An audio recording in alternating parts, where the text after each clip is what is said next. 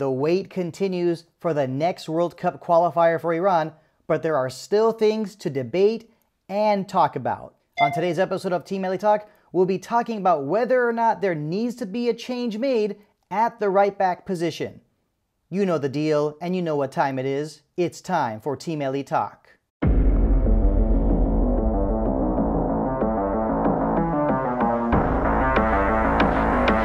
Is there cause for concern at the right back position for Team Melli, the national team of Iran?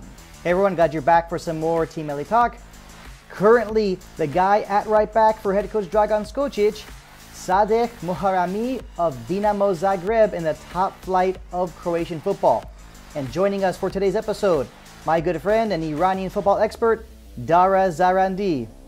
Dara, welcome back to Team Melli Talk. It's great to have you on the show again, man. How's it going? Thanks so much, Art. Happy to be back.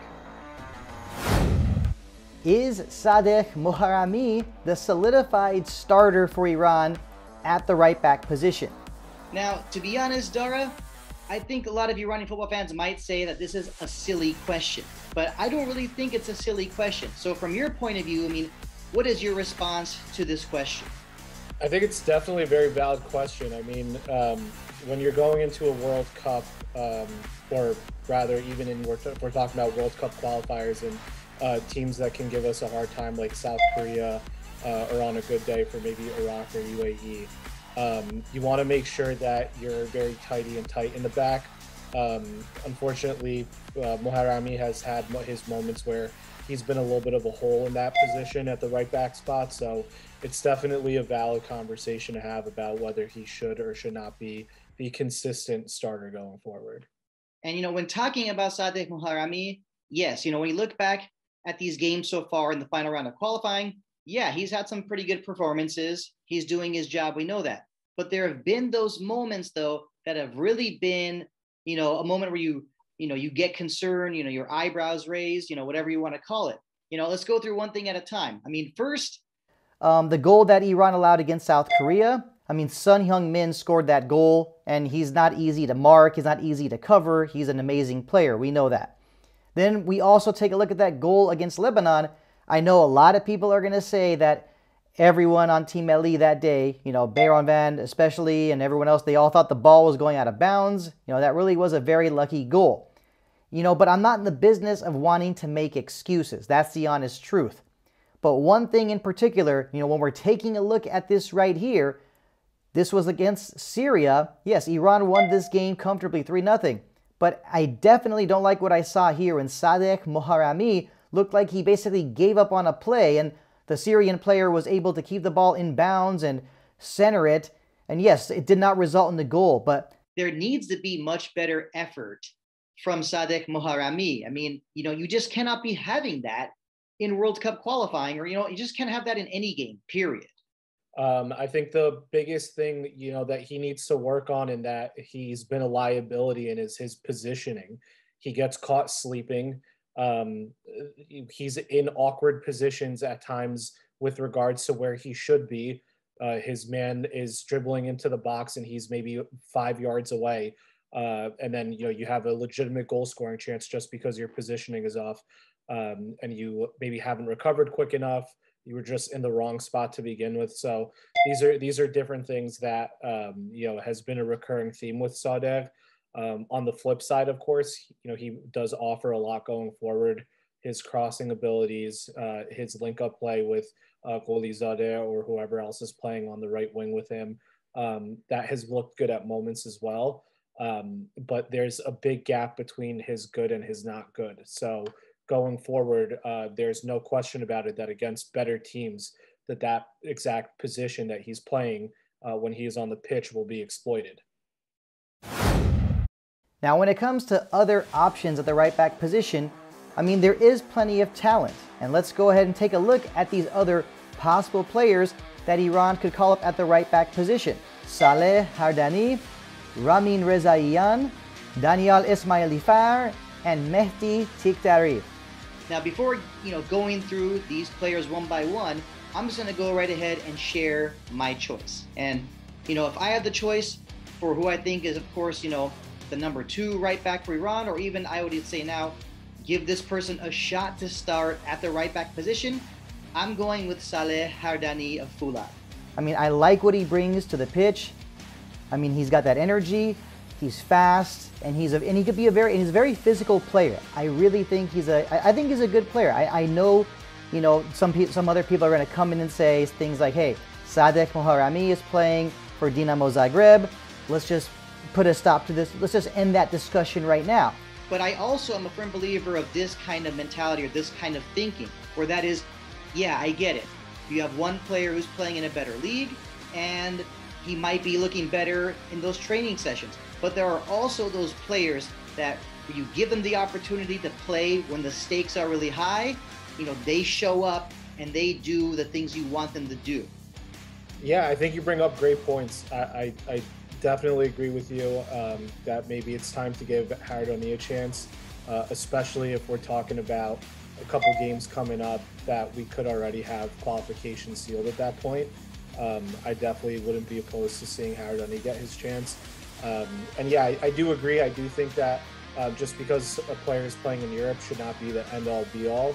I definitely think it's something that should be taken into consideration. And it's given Sadegh the benefit of the doubt so far.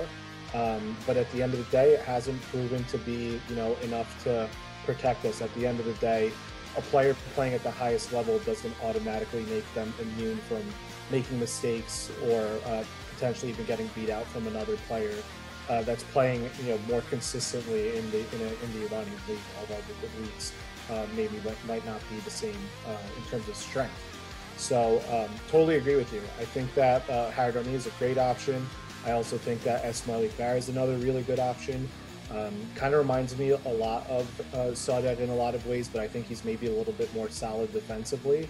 Overall, very solid player, has been an established right back in the Iranian league for a couple of good teams. So I do think he had a really strong season also last season for Sepahan, you know, a team that contends for the league. So definitely between Esmaili Farr and Harani, I definitely hope to see one of them get an opportunity to start. Now, when examining a couple more of these right backs, I have no choice but to talk about Ramin Rezaian. Because let's face it, I feel like whenever I talk about other potential right backs or just other players that should have been called up, I hear a lot of Iranian football fans say things like, hey, why wasn't Ramin Rezaian called up? You know, what's the deal? And, you know, I will be quick to say that he is pretty good with set pieces. But, you know, what is your assessment of Ramin Rezaian, and is it worth giving him a call up? Rezaian was a great player for Team Melli, you know, in the past. I don't think he's been a player that has been without mistakes. I think he's especially had some very costly mistakes, and he's had his moments where he's saved us from you know, a few goals as well. So I'm not opposed to having him in the squad, but I definitely don't think that he is head and shoulders any better than any of the other right backs that we have right now. So I wouldn't be opposed to seeing him back, especially as an experienced player. I think he can be good for a pretty relatively inexperienced defensive line overall. So I think having him back in the team can be good, but I would not agree by saying that he is absolutely better than any other right back that we have, or is somebody that like can come in and make a huge difference. I don't think that. Another player that's also on this list, Mehdi Tikdari. And, you know, he's a talented player. He got called up when Iran played against Syria in a friendly match. Unfortunately for him, he did not see the pitch. But he has some very good skills. He could bring a lot of energy to Team Melli. But I'm also, right now, I feel like he's in that category of players where it's just going to be really, really difficult for him to have a chance of getting called up, especially, you know, when talking about players like you just mentioned, Daniel Esmaili Farr as well. I think that he's in the mix for sure. I think that Skocic, of course, has watched him before and even invited him to the national team. He got his chance. He hasn't been invited back since, and there has been a few different additions, maybe not necessarily in his position, but Skocic hasn't hesitated with the last list, seeing guys like Rafi bringing him back after several years away from the national team. So basically what that just means is that he's not afraid to mix things up, gave a guy like Tikdari an opportunity.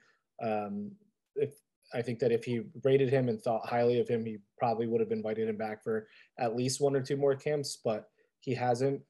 I personally think that Tikdari is an overall solid right back, but I would not rank him ahead of all the other right backs that we've mentioned, just because he is a little bit more of a defensive liability compared to those other names.